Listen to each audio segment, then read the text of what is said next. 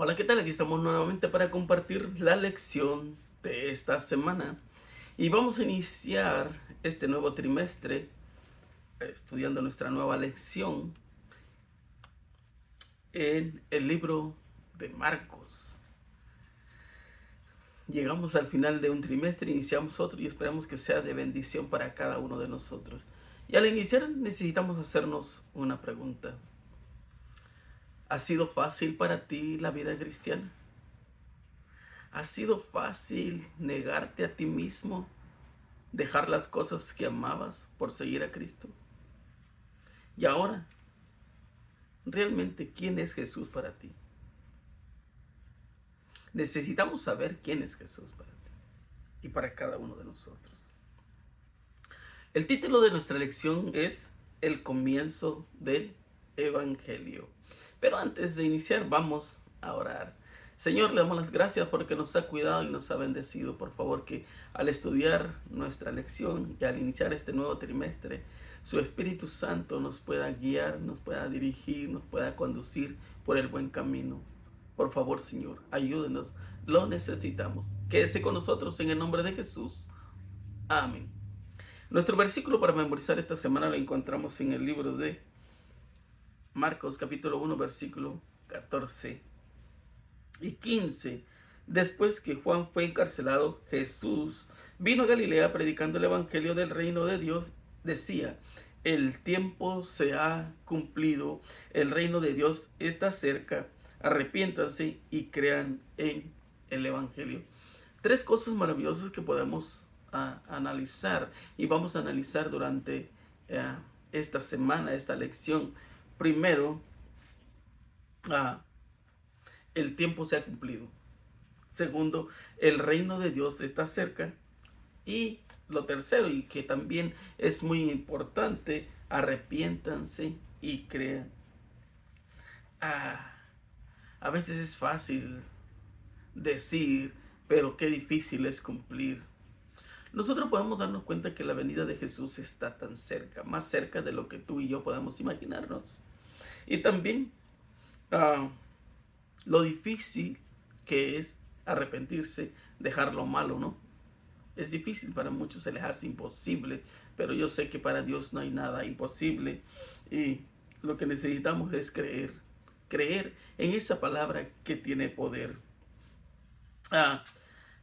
¿Quién escribió el Evangelio de Marcos y por qué fue escrito? Ninguno de los evangelios registra el nombre de su autor.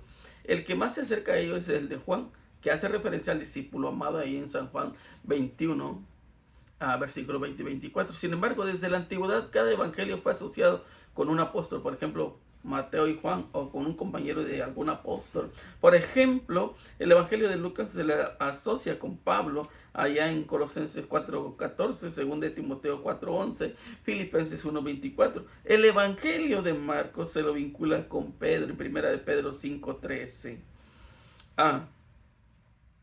En primer lugar, aprendemos acerca de Marcos. A la luz de las escrituras, dice de él, observaremos el fracaso inicial y la posterior recuperación. Luego el estudio se desplaza hacia la sección inicial de Marcos. De ahí, mirando hacia adelante, anticiparemos hacia dónde encamina la historia. Lo primero que tenemos que analizar es lo que el autor escribe, ¿no? Muchos fracasamos, muchos criticamos y dejarlo todo por seguir a Cristo muchas de las veces para unos se les hace complicado. Perder el tiempo, dicen otros, pero seguir a Cristo necesita compromiso. Y podemos mirar ahí en el libro de Hechos capítulo 12 versículo 12 dice: y habiendo considerado esto, llegó a casa de María, la madre de Juan, el que tenía por sobrenombre Marcos, donde muchos estaban reunidos orando. Lo primero que podemos encontrar aquí, que en la casa de esta hermana hacían las reuniones, ¿no? Como los grupos pequeños, y ella era la madre de Marcos. En el libro de Hechos, capítulo 13, versículo de 1 al 15, leemos, había entonces en la iglesia que estaba en Antioquía profetas y maestros, Bernabé, Simón, el que se llamaba Níger, Lucio de Cirene, Manaén, el que había criado junto con Herodes el tetrarca, y Saulo, ministrando estos al Señor, ayunando, dijo el Espíritu Santo, apártenme a Bernabé y a Saulo para la obra que he llamado. Entonces, habiendo ayunado y orado, les pusieron las manos y los despidieron. Ellos entonces, enviados por el Espíritu Santo, descendieron a Seleucia y de ahí navegaron a Chipre. Y llegados a Salamina, anunciaban la palabra de Dios en la sinagoga de los judíos. Tenían también a Juan de ayudante. Nosotros podemos mirar que aquí aparece el nombre de Juan como ayudante. Quiere decir que andaba con ellos, ¿verdad? Pero en el versículo 13 del mismo capítulo 13, habiendo zarpado de Pafos, Pablo y sus compañeros arribaron a Pergue de Panfilia, pero Juan, apartándose de ellos, volvió a Jerusalén. Entonces tenemos que hacernos una pregunta. ¿Por qué se arrepintió Juan? ¿Por qué dejó ahí Juan? Probablemente que tuvo miedo. Probablemente que él no estaba acostumbrado a eso. Aún los adultos se les hace difícil continuar a un joven, ¿no? Él podría tener una vida, tal vez no rico, pero cómoda. Tener una vida cómoda, alimentos a placer, digámoslo así. Dormía bien en casa. Pero ahora, a ir como misionero, primero, no comía bien. No comía lo que él estaba acostumbrado. No dormía como él estaba acostumbrado. No vivía como él estaba acostumbrado. Y no estaba acostumbrado a ser despreciado, a ser maltratado. Quizás una de las cosas que podamos mirar, que quizás eso fue lo que le hizo a él regresar. Además podemos mirar también que muchos de nosotros... te voy a leer esto primero. Dice, la vida cristiana es más de lo que muchos se le presenta. No consiste todo en ella en dulzura, paciencia, mansedumbre y benevolencia. Estas virtudes son esenciales, pero también es necesario valor, fuerza, energía y perseverancia. La senda que Cristo señala es estrecha y requiere abnegación para internarse en ella e ir en encuentro de dificultades y desalientos que requieren hombres y no seres débiles. Es interesante, ¿no?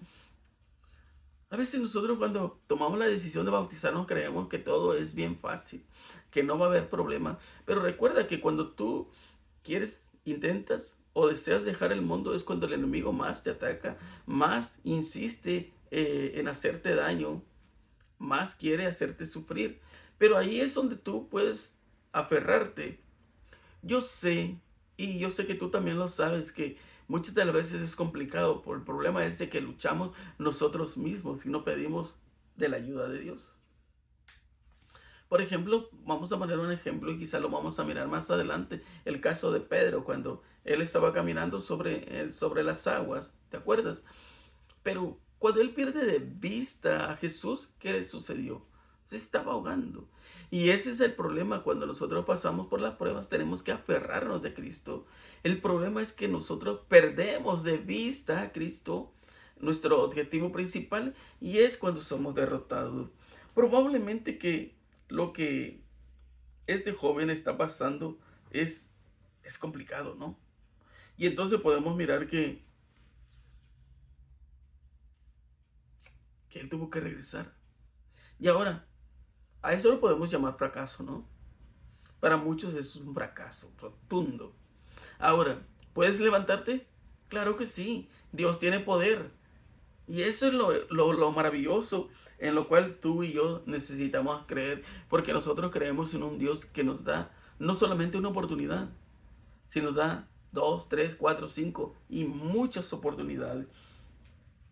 Por eso ahí en el libro de Hechos capítulo 15, versículo 36, 37, 38 y 39. Después de algunos días, Pablo dijo a Bernabé: volvamos a visitar a los hermanos en todas las ciudades de que hemos anunciado la palabra del Señor para ver cómo están. Y Bernabé quería llevar consigo a Juan, el que tenía por sobrenombre Marco, pero Pablo no le parecía bien llevar consigo al que se había apartado de ellos desde Panfilia y no había ido con ellos a la obra. Y hubo tal desacuerdo entre ellos y se separaron el uno del otro. Bernabé, tomando a Marcos, navegó a Chipre. A veces yo me quedo pensando que como Dios es maravillosamente bueno y obra de una manera extraordinaria, porque podemos mirar aquí, primero, quién era Pablo. Pablo era un gran predicador, pero ¿por, porque él no confió en Marcos? Marcos tenía capacidad, era un joven muy inteligente, pero probablemente que se había equivocado, sí, somos seres humanos, pero ¿por qué no le dio una oportunidad? Un poquito complicado, ¿no? Muchas de las veces nosotros los seres humanos no somos de dar oportunidades, se nos olvida que creemos en un Dios que nos da oportunidades. Y entonces podemos mirar aquí que Bernabé sabía de la capacidad de este muchacho, de este joven, y dijo: bueno, tú no lo quieres llevar, yo lo llevo. Y ahí se separaron.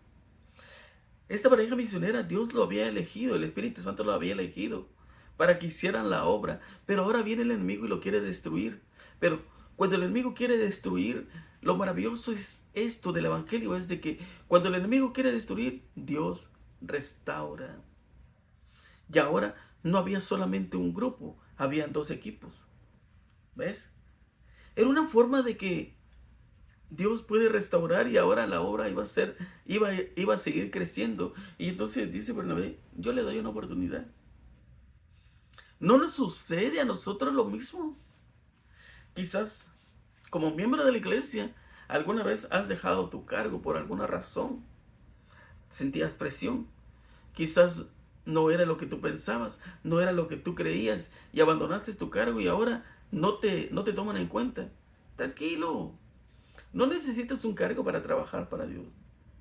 Eso tenlo por seguro. Pero si tú quieres un cargo, Dios te lo va a dar. Porque Él sabe tu capacidad. A Dios no le interesa lo que tú hiciste ayer. Tus fracasos de ayer. Eso es lo que a nosotros nos necesitamos aprender. Y nos tienen que tener sin cuidado. Porque la obra no es tuya, no es mía, es de Dios. Y Dios es el que dirige a su iglesia. Entonces podemos darnos cuenta cómo Dios obró de una manera extraordinaria. Y es por eso que muchas de las veces uno se queda sorprendido de lo que Dios hace.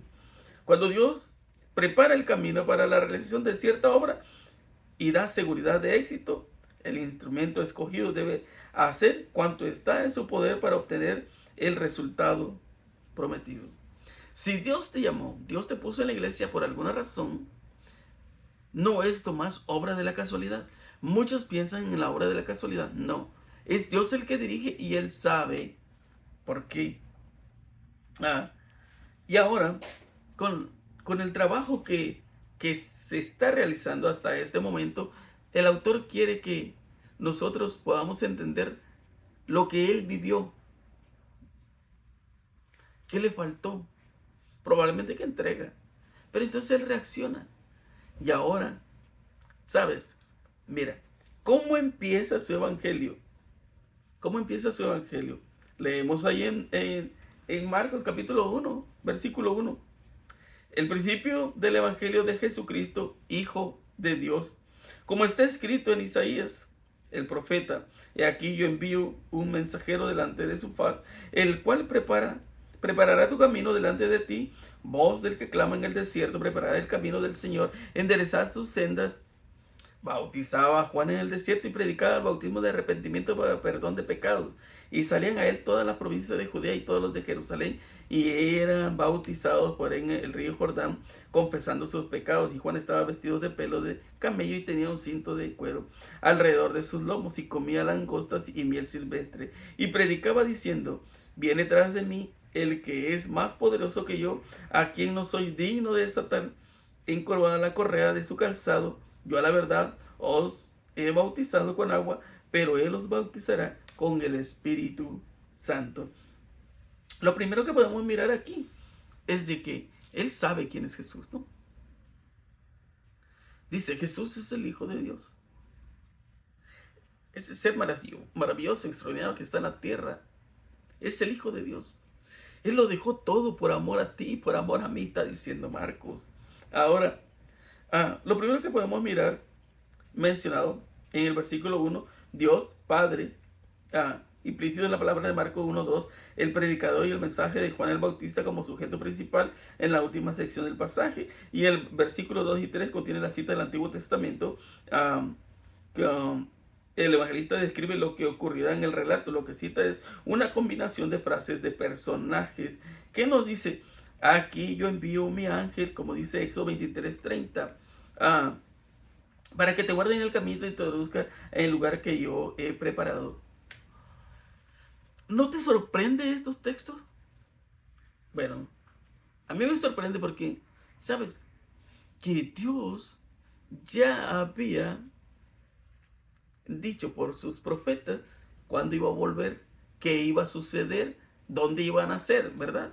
Y entonces, voz que clama en el desierto, como dice Isaías, él decía, ¿quién iba a empezar? Y es por eso que Marcos dice, cuando miramos aquí, Marcos está diciendo que Juan el Bautista, ¿no? Él predicaba y cómo estaba vestido. Ya estaba predicho antes. Lo dijo también Malaquías 3:1. He aquí yo envío mi mensajero, el cual preparará el camino delante de mí, y vendrá súbitamente a su tiempo el Señor a quien vosotros buscáis, y el ángel del pacto a quien deseáis vosotros. Y aquí viene, ha dicho Jehová de los ejércitos. En Éxodo 23:20 se refiere a un ángel que Dios enviará delante de los israelitas para conducirlos a Canaán. Isaías 43 describe a Dios haciéndose presente en el desierto como el camino preparado para él, para su pueblo. Pero en Malaquías 3:1 se refiere a un mensajero que va delante del Señor para preparar el camino. Los tres personajes hablan de un viaje. El texto de Isaías tiene muchos vínculos con el ministerio de Juan el Bautista y se enfoca también en el camino del Señor, ¿verdad? Pero en mucho lo que debe acontecer en aquel a que llegue a la cruz, el viaje está recién comenzando y Marco nos dirá todo acerca de él. Dios quería hacer que resultara imposible para el hombre decir que hubiera podido hacer más. Con Cristo dio todos los recursos del cielo para que nada faltara a su plan de la salvación de los seres humanos. ¿Qué más podía hacer Dios para salvarte a ti y para salvarme a mí al enviar a su Hijo? Juan informó a sus discípulos, también esto es interesante, Juan informó a sus discípulos que Jesús era el Mesías prometido. Juan les estaba diciendo, cuando yo me muera, yo voy a tener que morir, pero ustedes tienen que seguir a Jesús. Él es el Hijo de la promesa. Ahora yo te pregunto, ¿será que es fácil? ¿Tú estarías dispuesto a sembrar un árbol de fruta, cualquier fruta, tu fruta favorita? Tú la siembras, pero que tú no vas a comer esa fruta. Para muchos es difícil, complicado. No, si yo no lo voy a disfrutar, no lo voy a hacer. Pero más sin embargo, a Juan no le interesa el éxito, el éxito propio, sino el éxito de Cristo. Por eso es que Él va a preparar un terreno, a preparar el lugar para que la predicación pueda ser no ordinaria, sino extraordinaria. Ese es Dios.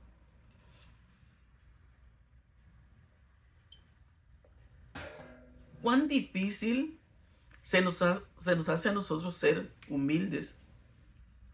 Qué difícil, ¿no? Qué difícil es que ese yo muera. Siempre nosotros queremos exaltarnos.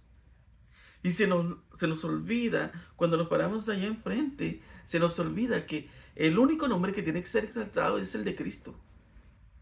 Para Él es la honra y la gloria, no para ti y ni para mí.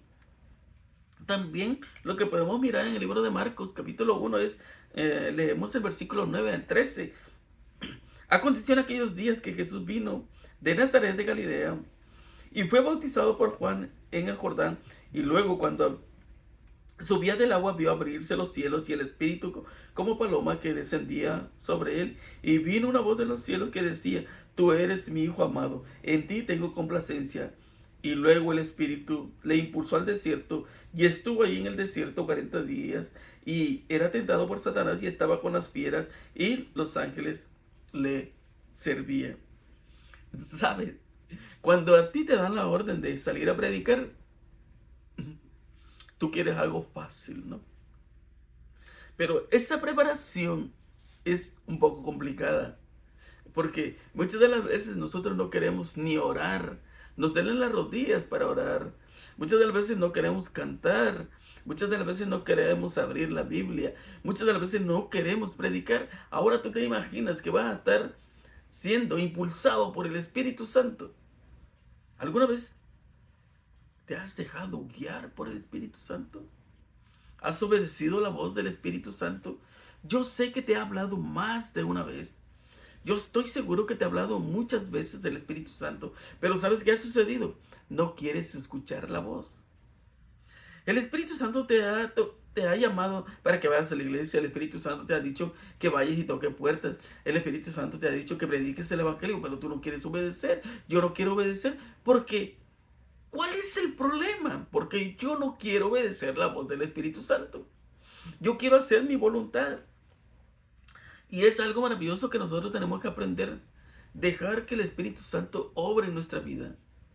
Mira, algo que estamos seguros tú y yo es de que estamos luchando con nuestro carácter. ¿Verdad? ¿Verdad que sí? Claro que sí, estamos luchando. Y te das cuenta de que cuando vas intentando que parece que ser que vas bien, de repente todo sale mal. Y otra vez, no pasaste la prueba. Qué complicado, ¿no?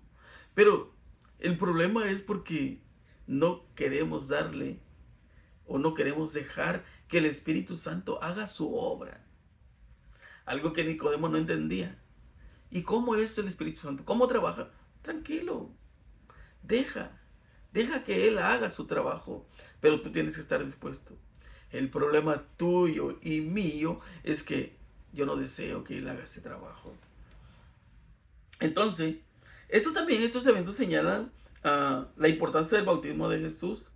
Por ejemplo, tú sabes la edad que se bautizó. El Padre, el Hijo y el Espíritu Santo estaban presentes y declaraban juntos el inicio del ministerio de Jesús. Aquí podemos mirar cómo estas tres personas de la deidad iban a trabajar. Ahora yo te digo, te pregunto, mira, primero, Pablo lleva a Marcos. Quería convencerlo, pero no lo convenció, ¿verdad? Ahora, lo que siguiente, Bernabé le da una oportunidad, ¿verdad? Y Pedro es el que termina la obra.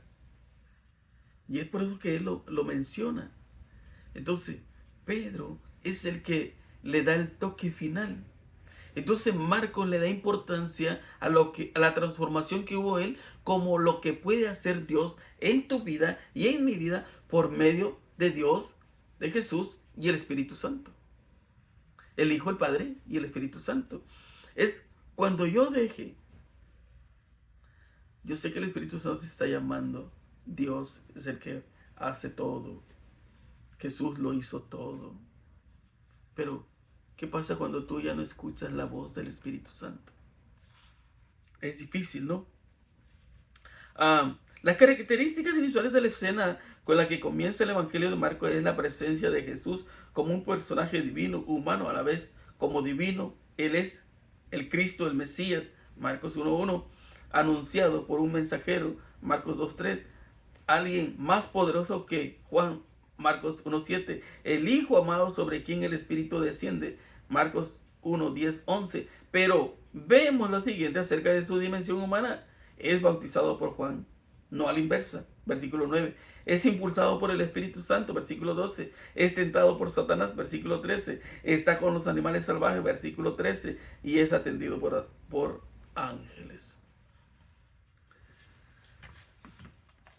¿Sabes? Algo que nosotros tenemos que entender: cómo Dios está haciendo lo imposible para salvarte a ti y a mí. Nuestra tierra, debido a la transgresión, había sido cortada del continente celestial y cesó la comunión entre los seres humanos y el Creador. Pero se abrió una vía de acceso para que pudiésemos regresar a la casa del Padre. Jesús es el camino, la verdad y la vida. Los portales del cielo fueron abiertos de par en par y el fulgor del trono de Dios brilla en el corazón de aquellos que lo aman. Maravilloso. Cuando tú llegas a enamorarte del Evangelio, tu vida es diferente. ¿Sabes?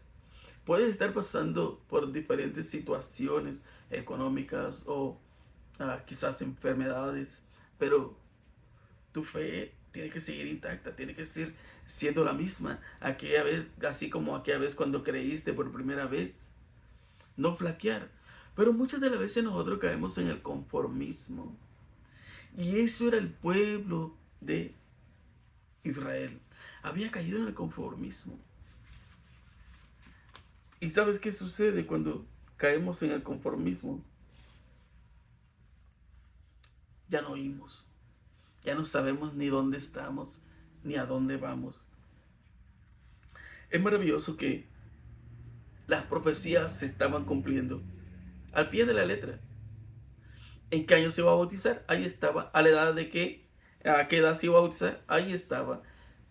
¿Cómo iba a empezar su ministerio? Ahí estaba. ¿Iba a ser bautizado por Juan el Bautista? Claro que sí, ahí estaba. Entonces, nos damos cuenta que ahí en Marcos 14 y 15, después que Juan fue encarcelado, Jesús vino a Galilea predicando el evangelio del reino de Dios, diciendo: el tiempo se ha cumplido y el reino de Dios se ha acercado. Arrepentidos y creed en el evangelio. Ahora que Juan está en la cárcel y va a morir, y muchos se preguntan por qué Dios permitió que él muriera así. Estaba profetizado que Juan iba a morir. Porque si Juan no moría, el ministerio de Cristo no podía comenzar. Y la profecía es exacta. Es por eso que cuando tú estudias tu Biblia, tú llegas a entender que cómo desde Éxodo tiene una maravillosa conexión con el siguiente libro, con el siguiente, con el siguiente, con el siguiente, hasta llegar al libro de Apocalipsis. Hay una extraordinaria conexión. No se desconecta. Y te trae, te trae, te trae. Hoy podemos darnos cuenta de dónde estamos. En qué momento, en qué tiempo estamos viviendo. A través de las profecías. Pero como a mí me da miedo a leerlas, entonces mejor no. Prefiero no saber. Muchas personas hacen eso, de decir: no quiero saber nada de eso. Al contrario, no es para tener miedo cuando tú escuchas de hablar de animales, de bestias. Al contrario, te debe dar alegría. Porque tú sabes, y ahí llegas a entender quién es el que está en el control. Entonces, la profecía cronológica o de tiempo, el tiempo se ha cumplido y la promesa del pacto que había hecho, el reino de Dios está cerca, el llamado al discipulado: arrepiéntanse y crean en el evangelio. La profecía cronológica en el tiempo a la que Jesús se refería, esta es las 70 semanas de Daniel 9:24 al 27. Esa profecía se encuentra el cumplimiento en el bautismo de Jesús cuando fue ungido por el Espíritu Santo y comenzó su ministerio, como dice Hechos 10:38. A la sombra de la profecía de las 70 semanas, la ilustramos. Por ejemplo, ya había llegado las 69 semanas, solo faltaba la última semana que representaba el bautismo, la muerte y la predicación del evangelio a los gentiles. ¿Por qué es que Jesús no había comenzado su ministerio? ¿Te acuerdas de la mujer cananea? Cuando ella va gritando: Jesús, ten misericordia de mí, mi hija está atormentada. Y él le dice: no puedo. No puedo darle el pan a los perrillos. Este pan no es para ti. Es para otra persona, pero no te lo puedo dar a ti. Pero aún los perrillos cogen de las migajas, dice, ¿verdad? Entonces, ¿por qué le está diciendo eso? Es que la profecía no se ha cumplido. El tiempo para la predicación para los gentiles todavía no ha llegado. Faltan 3 años y medio. Todo va al pie de la letra. Pero ahora nosotros podemos darnos cuenta que el tiempo hoy se ha cumplido también. Ah, el problema de nosotros es que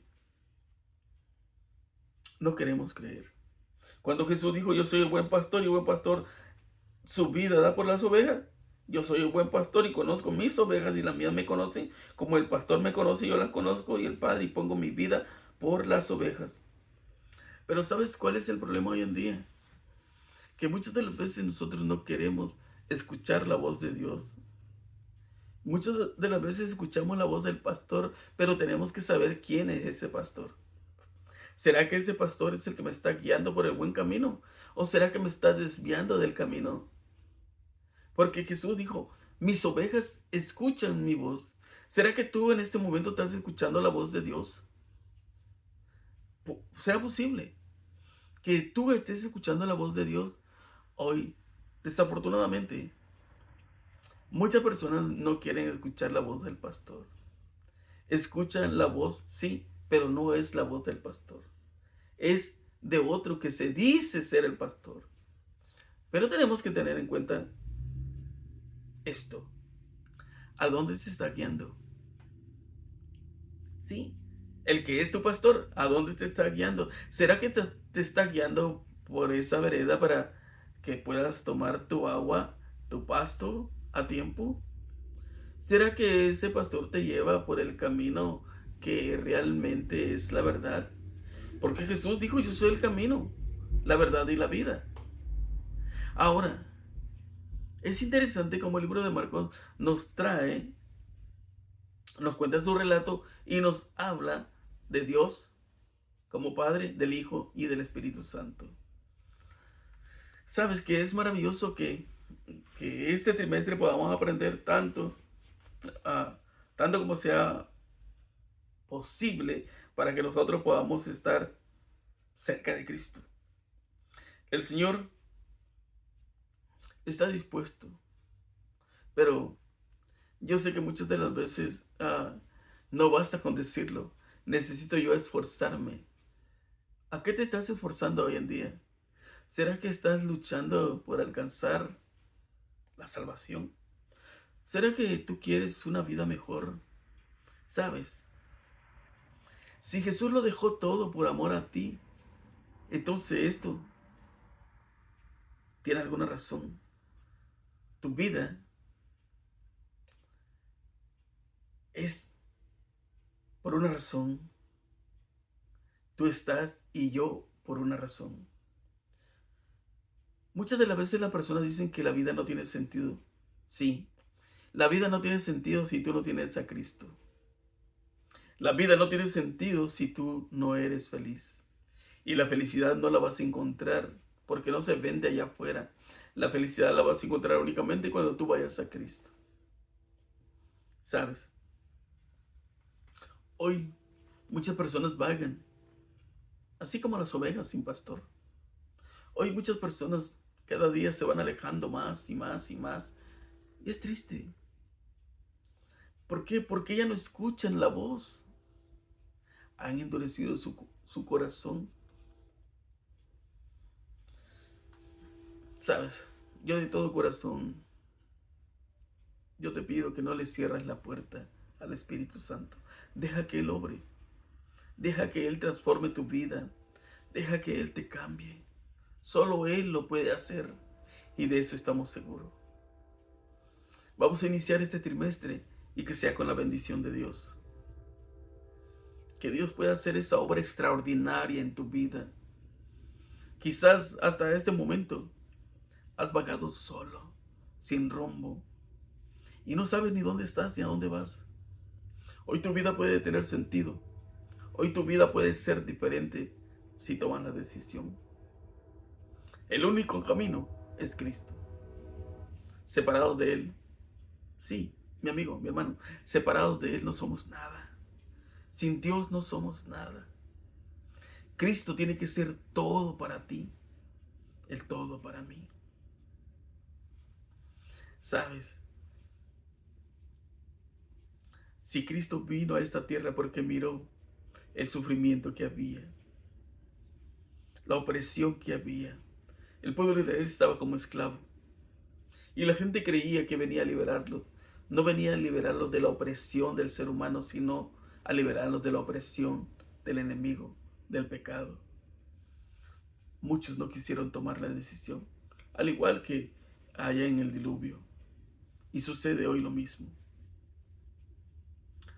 Tú tienes que tomar tu decisión. Tú vas a decidir para bien o para mal. Mi deseo es de que tú te salves. Mi deseo es de que tú seas feliz. Yo lo deseo de todo corazón. Yo deseo un día que podamos disfrutar de ese cielo que Él nos promete. Que Dios te bendiga. Vamos a orar. Señor, le damos las gracias porque usted nos ha cuidado y nos ha bendecido. Gracias por esta lección.